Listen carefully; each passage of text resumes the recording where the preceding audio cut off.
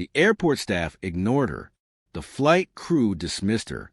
But when a millionaire collapsed mid-flight, they panicked, and she was the only one who could save him. Before the panic, before the gasping cries from first class, before the rush calls for medical help, there was only Anya, a young black woman quietly moving to the airport like so many others. She wasn't loud. She wasn't demanding. She wasn't trying to be noticed, but she should have been, at security. Their glances lingered a little longer on her. The inspection of her bag took a little too long. The officer's tone was curt, their instructions sharp, as if her presence needed extra scrutiny. No alarms, no alerts, just that slow, silent dismissal.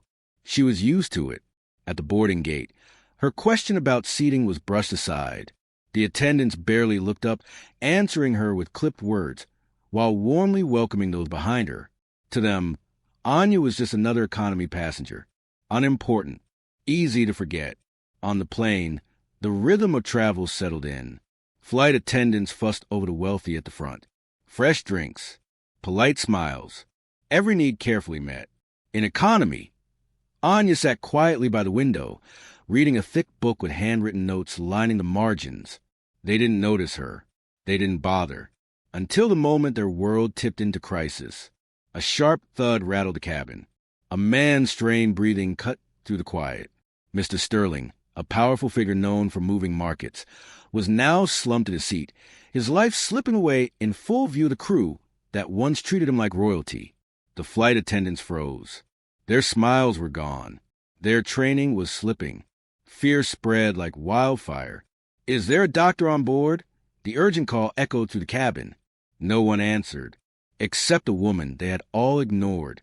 Have you ever been overlooked because of how you look or where you're from? Anya was. Stay with this story. Her quiet strength will leave you breathless. Drop a comment if you've ever been underestimated. The airport bustled with purpose, a space of constant movement where glances are quick, steps are hurried, and judgments pass in silence.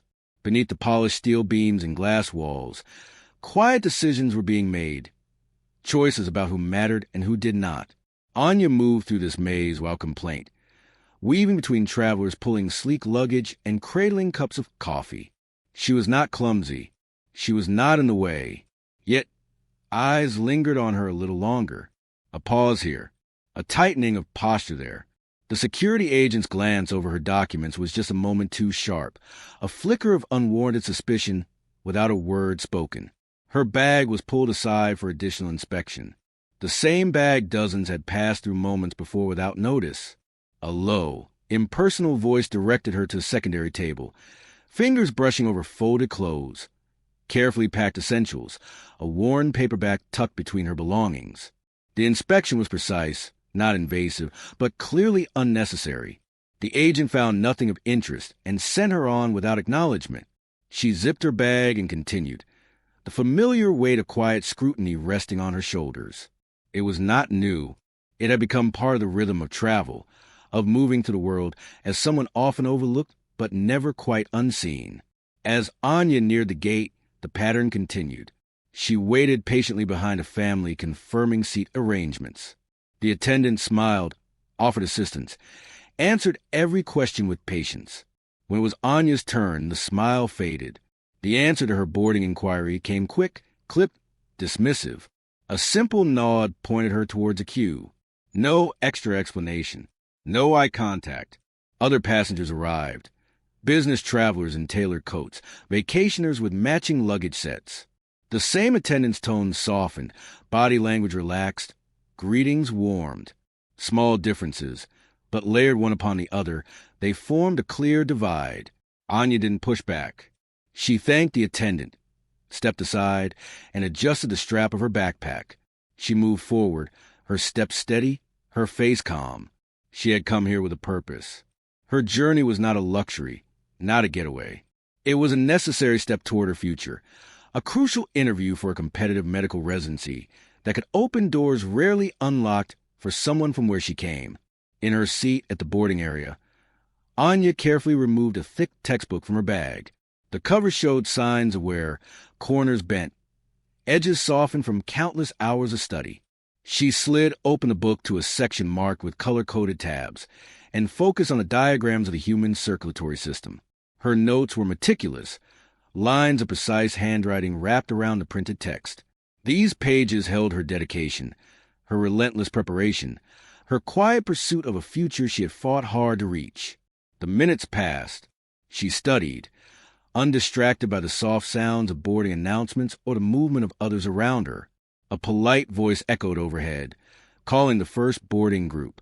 Anya gathered her belongings and joined the queue. The attendant glanced briefly at her pass and waved her through with a mechanical gesture, words barely reaching audible form. No smile, no warmth. As she stepped onto the jet bridge, she passed through a boundary that divided more than just cabin classes. The difference between first class and economy was not only space. It was deference, it was visibility. One side of the curtain offered hand-delivered comfort, immediate attention, constant eye contact. The other side offered little more than procedure. Seated in his first-class seat, Mr. Sterling accepted his surroundings with practiced ease. His tailored jacket hung smoothly from his shoulders. His polished shoes crossed neatly at the ankle. He was accustomed to this level of care. He did not demand attention. It came to him naturally. A flight attendant approached him with a fresh glass of sparkling water, addressing him by name. Her voice carried a respectful softness, her attention fully engaged. His nod of thanks was brief, but it was enough. His presence shaped the environment around him. His reputation preceded him, though Anya, seated many rows behind him, would have known little of the markets he influenced or the ventures he controlled. What mattered in this space was that he was instantly recognized, instantly valued. Anya took her place near the window in the economy cabin. Her seat was small, functional. She stowed her bag, carefully balanced her book on the tray table, and continued her review of cardiac rhythms. No one looked her way. The attendant passing by with pre-flight instructions did not pause at her row.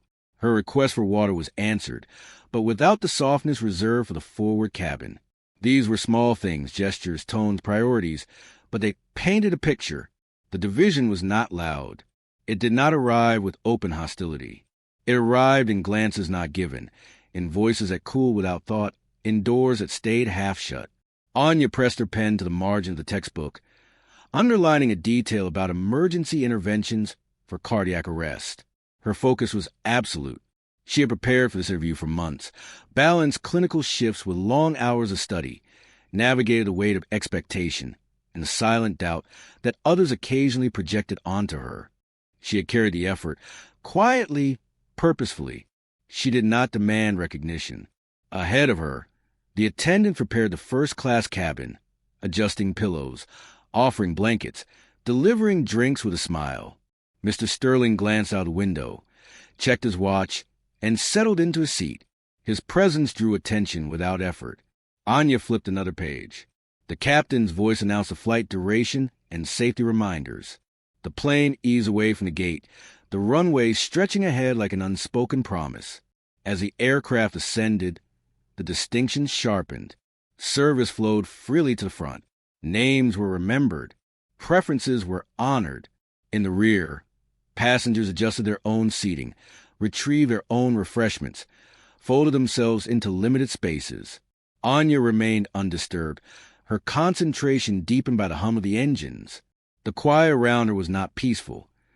It was a continuation of a pattern where some people pass unnoticed until needed. Her gaze drifted briefly toward the curtain dividing the cabin. She caught a glimpse of Mrs. Sterling accepting a warm towel with a courteous nod. She returned to her reading. The space between them was more than rows. It was expectation. It was attention. It was a belief in who deserves care and who can be safely ignored. Her life, her future, her fight for this opportunity. None of it was written on her boarding pass. None of it was obvious to the flight crew, but she carried it page by page in her hands. Ever been dismissed before your story was heard? Anya's story is your story. Watch how quickly assumptions collapse. Subscribe if you believe everyone deserves to be seen. The plane settled into its cruising altitude, steady above the scattered clouds that drifted beneath its wings. Inside the cabin, a different sort of current moved, one shaped by subtle glances, soft footsteps, and unspoken priorities. The curtain separating the first-class cabin from the rest of the plane closed with a quiet swoosh, a fabric barrier that divided more than seating. On one side, space, comfort, attention. On the other, rows pressed close, voices softened by distance, and faces of crew barely registered. In the forward cabin, Mr. Sterling sat at ease. His seat reclined without a sound. A folded napkin rested neatly beside his drink, its edges crisply arranged by a flight attendant who lingered just long enough to anticipate his next request. His reading material, a slim, leather-bound folder, lay unopened on his tray. Every glance sent his way carried a careful energy. Every word spoken to him was measured, deliberate. In economy, Anya remained focused, her body still, her hand steady over the open pages of her textbook. The lines of her notes framed each diagram with careful precision, the handwriting reflecting hours of disciplined review. She underlined a section on cardiac rhythms, her pen moving smoothly, her brow lightly furrowed in thought.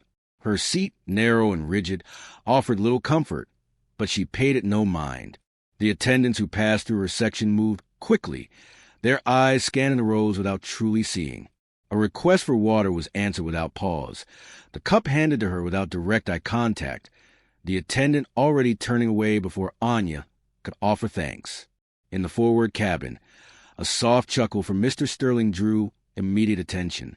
The attendant returned swiftly, adjusting his tray, refilling his glass without being asked. The fabric of his suit, the polished shine of his shoes, the subtle glimmer of his cufflinks, all signaled importance. The cabin's quiet order shifted to accommodate him. Anya turned another page, tracing a pathway along an arterial diagram with the tip of her pen. Her concentration never wavered. The pulse of her study beat steadily beneath the hum of the engines.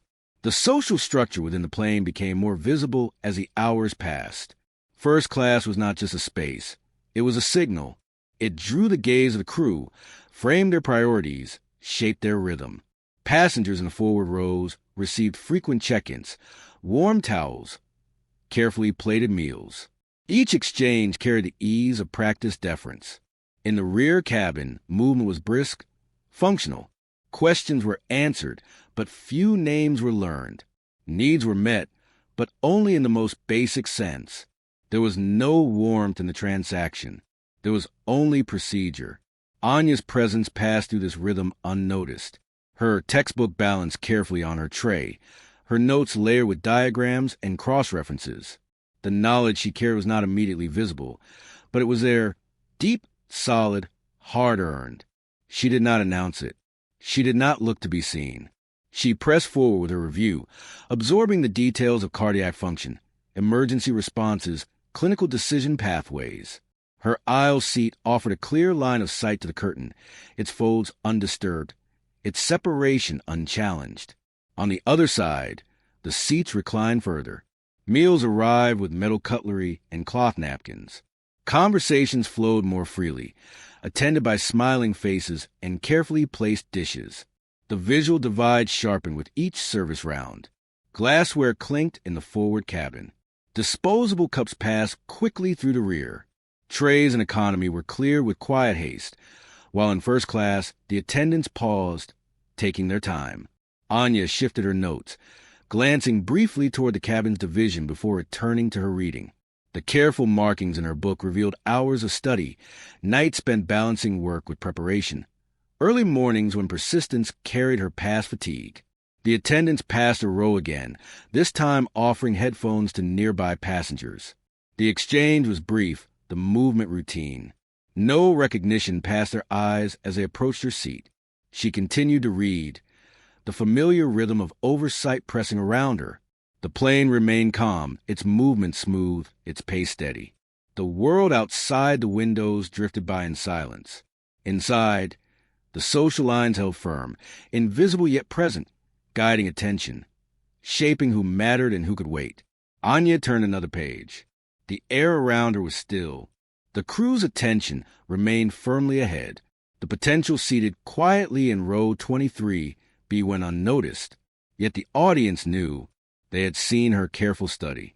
They had seen her steady hand and focused mind, They had seen what the crew had missed.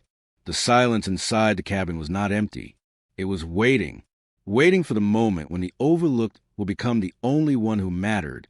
The plane's steady rhythm held for hours. Trays had been cleared. Window shades were lowered. Some passengers slipped into quiet sleep. Others thumbed through glossy magazines or watched silent films on small screens. Then the calm fractured.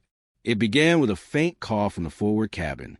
One, then another, then the sharp clatter of metal cutlery striking the floor. Heads turned. The man seated comfortably in the spacious row, the one whose presence had drawn the softest voices and quickest service, was no longer upright. Mr. Sterling's frame sagged against the armrest. His hand trembled at his collar. His breathing stuttered, shallow, strained. His face, once composed, drained of color with unsettling speed. His glass tipped, liquid spreading across the tray as his grip slackened. An attendant's footsteps quickened. Her practiced smile vanished the moment her eyes locked on him. She called out, a sharp command that broke the cabin's quiet. Another attendant arrived. A third followed. They circled him, their voices lower but tense. Questions passed rapidly between them, clipped and panicked. Sir, can you hear me? There was no clear response. His chest rose and fell unevenly. His pupils were sluggish. His lips lost their usual hue. A call shot through the intercom, jolting the entire cabin. Is there a doctor on board? Any medical professional? Please identify yourself immediately. The silence that followed stretched painfully. Passengers twisted in their seats, scanning the aisles, waiting for someone to rise. No one moved. The request repeated, sharper this time, edged with urgency. Still, no one answered. The crew scrambled to retrieve the emergency medical kit. One attendant fumbled with the latch. The equipment spilled onto the floor, a collection of basic tools and limited supplies. The defibrillator was unboxed, but its unfamiliar weight slowed them. They struggled to position it correctly, their breathing growing louder as their hands shook. The readings were incomplete. The device's automated instructions sounded, but hesitation gripped the attendants. Their training had not prepared them for this. One attendant's voice cracked as she called the cockpit, relaying the severity of the situation. The pilots contacted ground medical support, but the distance from the nearest airport tightened the window for survival. The attendant's eyes darted around the cabin. Is there a doctor?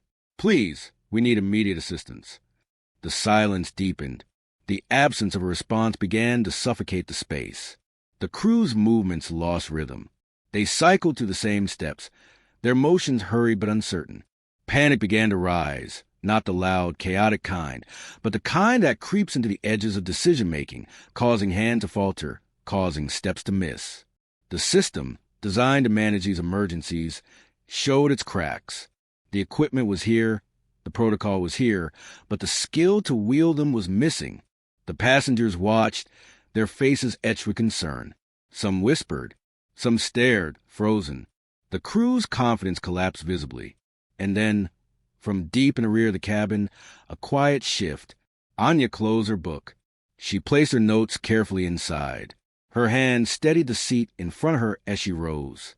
Her steps were measured, each one cutting across the tight aisles where all eyes followed. The quiet pull of attention was slow at first. Then it intensified as passengers realized who was moving toward the commotion.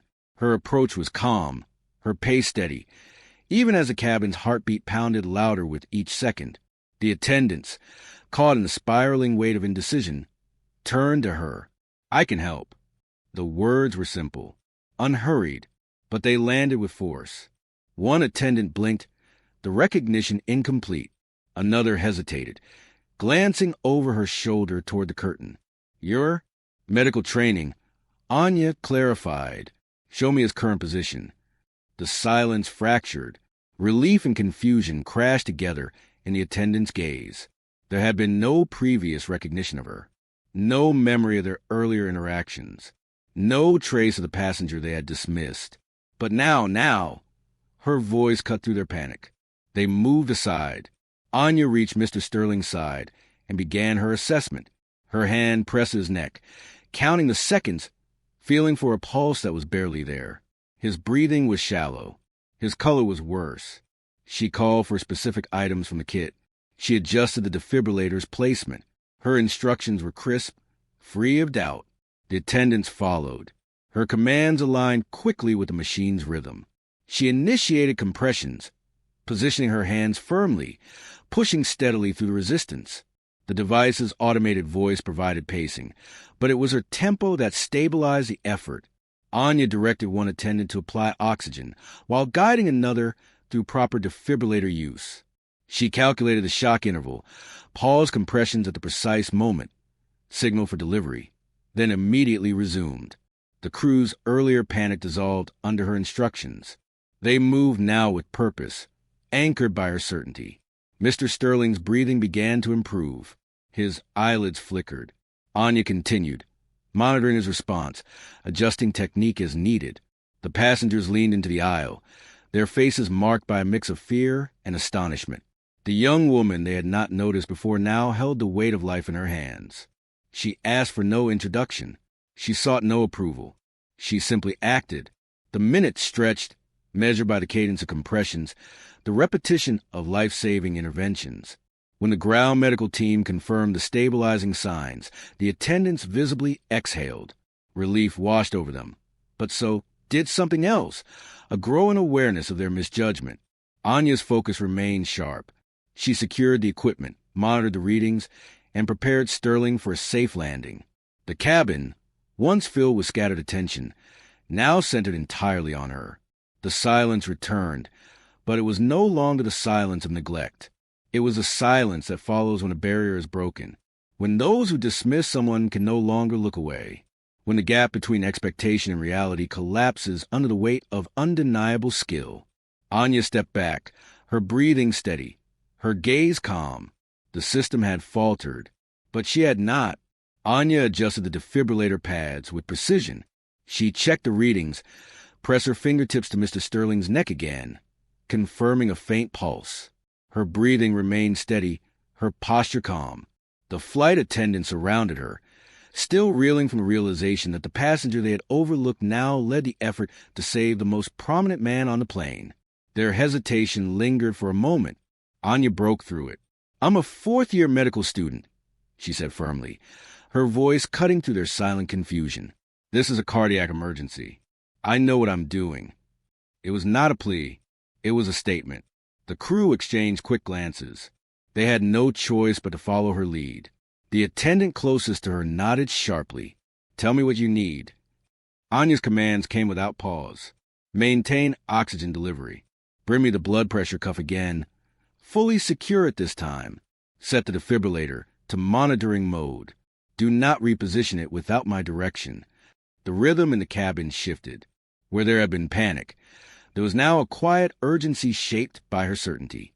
Anya moved with practiced hands. She repositioned Mr. Sterling carefully to improve circulation. She guided the attendant holding the oxygen mask, ensuring the seal was tight, the flow consistent. She counted the compressions aloud, checked the readings, recalibrated the device's settings to accommodate the fluctuations in his heart rate. When a loose wire interfered with the device's display, she calmly adjusted it, improvising to stabilize the connection. The equipment was limited, the materials basic, but she adapted without hesitation. The attendants obeyed every instruction. Their earlier dismissal of her faded with each clear order she gave. The disbelief on their faces softened into a reluctant trust. Soon, that trust transformed into something else, dependence. They now looked to her as the center of control. Passengers nearby watched in silence, their attention fixed on a young woman, whose skill now shaped a fragile balance between life and loss. Anya focused on her patient, not on the eyes around her. Her sole concern was the man in front of her, the rhythmic rise and fall of his chest, the responsive flicker of his eyelids, the slow but steady return of color to his face. When the automated voice from the defibrillator instructed to resume compressions, Anya stepped in seamlessly. Her movements remained fluid, each action precise. The crew, once scattered in panic, now responded like an extension of her will. The captain checked in via intercom. The crew relayed that the situation was stabilizing under Anya's direction. A medical team would meet the plane upon landing, but the immediate crisis was now in her hands. Anya asked for a specific airway device, only to find it missing from the kit. Without hesitation, she instructed the attendants to prepare a makeshift alternative. Her improvisation worked, maintaining the airway until the team on the ground could take over. The scarcity of proper equipment did not break her focus. It sharpened her resolve. Her hands remained steady. Her decisions were sound. She applied her training fully, navigating the limitations with remarkable clarity. The attendants, once flustered, now matched her pace, listening intently to her every word. Mr. Sterling's breathing continued to improve. His pulse grew stronger beneath Anya's fingers. The energy in the cabin shifted from fear to quiet hope. The very people who had offered her brief glances, who had once brushed past her seat without notice, now watched her closely, waiting for her guidance, trusting her completely. Anya never raised her voice. She never sought recognition. Her focus remained singular. She was there to save a life. She did not look up when an attendant whispered, "I didn't know you could do this." Anya only replied, "It was never about who noticed me." The attendants exchanged glances, some ashamed, some simply awed. What had once been panic was now replaced with silent respect. Passengers nearby whispered softly, their words carrying tones of astonishment. Their earlier assumptions unraveled before them. The woman who had walked past them with quiet steps, the one who had studied unnoticed in her cramped seat, now anchored the entire emergency response. Her strength had always been present. It had simply gone unseen. The irony pressed heavily on those who had dismissed her, but Anya did not linger in that space. Her work continued until she was confident that Mr. Sterling's condition was stable enough for the remainder of flight. When the captain's voice announced preparation for landing, Anya confirmed that all immediate interventions were complete. She remained composed, offering brief instructions for post-landing handover to the ground team. The attendants turned to her, their earlier uncertainty replaced with visible gratitude and quiet disbelief. One attendant approached, speaking softly. I'm sorry, we. Anya stopped her with a gentle shake of her head. There's no need. Her tone was neither cold nor triumphant. It simply closed the door on the apology. She did not require validation. She had proven everything in the space between the emergency call and the steady return of breath. The crew's silence spoke volumes. Passengers gathered their belongings, casting lingering glances toward her row. The quiet hero had left her mark without demanding it. Her strength did not come from their eventual recognition. It came from the choice to step forward when no one else did. Have you ever had to prove your worth in the most critical moment? Anya did, and it saved a life. Comment if you've ever had to fight through doubt to be heard. Like this video to help share untold stories of quiet heroes. Her seat remained the same. The aisle remained the same. But the way they saw her had changed. She did not walk through the cabin, seeking their admiration. She walked through a quiet purpose, her mind already on the next steps, her focus already moving forward. The attendants followed her with their eyes, no longer glancing past her. Mr. Sterling would recover. The plane would land safely. But the lasting impact remained in the space they had all shared, where one quiet passenger had risen, and in doing so, had revealed a hidden strength they almost never saw. The wheels touched the runway with a low rumble, the familiar sound marking the journey's end. The cabin, once filled with a hum of quiet conversations and distant engines, now carried something else, a weight that settled between the rows, pressing into every space where a glance could linger. The plane slowed, turning towards a sign gate. The final instructions from the cockpit passed overhead, but few were listening. The flight attendants moved through the aisles with practiced steps, yet their eyes repeatedly returned to her, to the young woman in seat 23B, the one who had calmly taken control when they could not. Anya gathered her belongings carefully, slipping her notes and textbook back into her bag, fastening the worn zipper with a quiet finality. Her movements were deliberate but unhurried, her focus still steady, still composed. Mr. Sterling, supported by the attending crew, looked toward her as they prepared to transfer him to the waiting medical team outside. His voice was faint but clear enough to reach her. "Thank you for what you did." His words held none of the distant reserve that had once accompanied his interactions. There was no trace of superiority, no assumption of power, only sincerity. Anya acknowledged his gratitude with a simple nod. She did not need more. The silence between them was not uncomfortable. It was understood. The attendants lingered nearby, their previous urgency replaced by hesitation. One of them stepped forward. The same attendant who had barely offered her more than a passing glance at the gate now faced her directly. I'm sorry, she said, the word stiff, tangled with the weight of realization. We should have... Anya's calm expression did not shift. There's no need. The attendant's voice faltered, the apology unfinished. Anya's words were not harsh. They were not dismissive. They simply closed the conversation. There was nothing more to say. Her worth had never required their recognition. It had never rested in their hands. As Anya stepped into the aisle and moved toward the exit, the glances that once skimmed past her now lingered, holding something they had not before: respect, curiosity, a quiet reckoning. The contrast was sharp. When she first walked through the airport, her presence was barely registered. Her questions were answered without patience. Her space was crossed without hesitation. Her purpose was unseen. Now, as she approached the exit, faces turned. Eyes followed. People stepped aside to make room. The same ground staff who had earlier dismissed her now waited near the door, their postures uncertain, their greetings forced, their words heavier than the ones they had used with others. Their earlier disregard hung between them, exposed under the weight of what had unfolded. The pattern had repeated in other stories, in other flights, in other places where individuals had faced similar treatment. Real accounts had surfaced.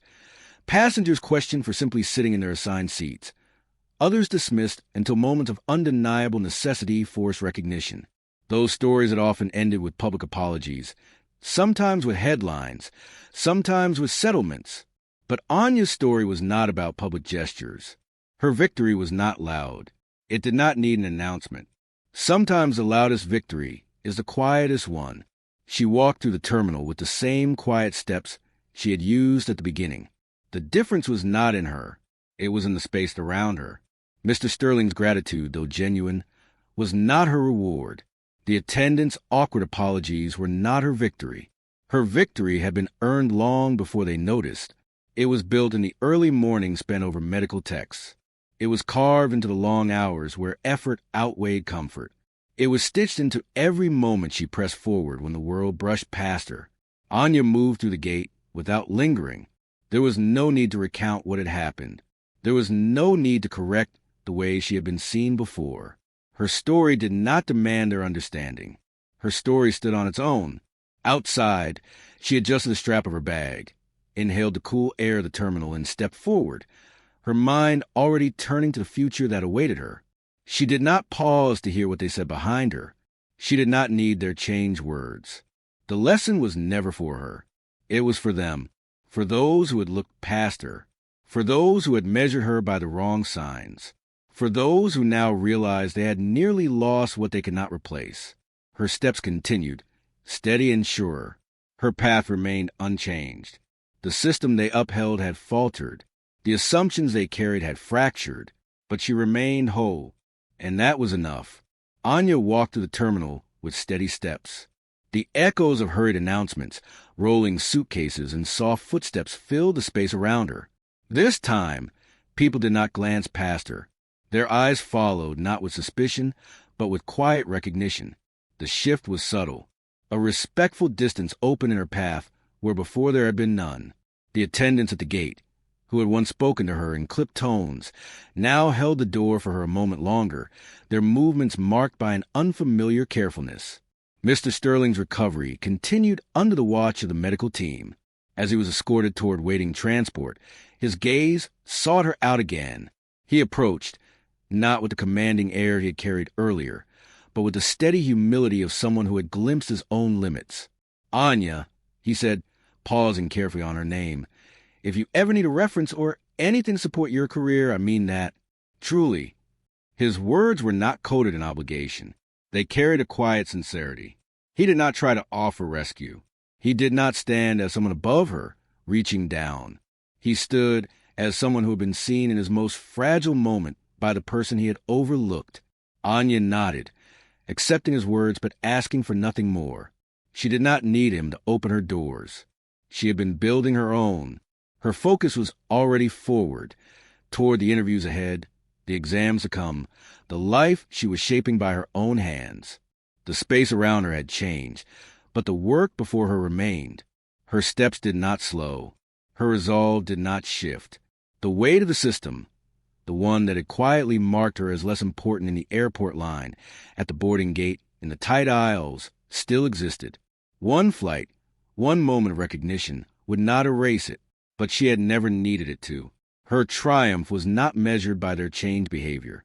Her triumph was not about their realization. Her triumph was not simply saving a life. Her triumph was proving that dignity does not ask permission to be seen. Her story stretched beyond the walls of that aircraft. It echoed in every place where people like her moved unnoticed, their efforts unseen, their potential misjudged.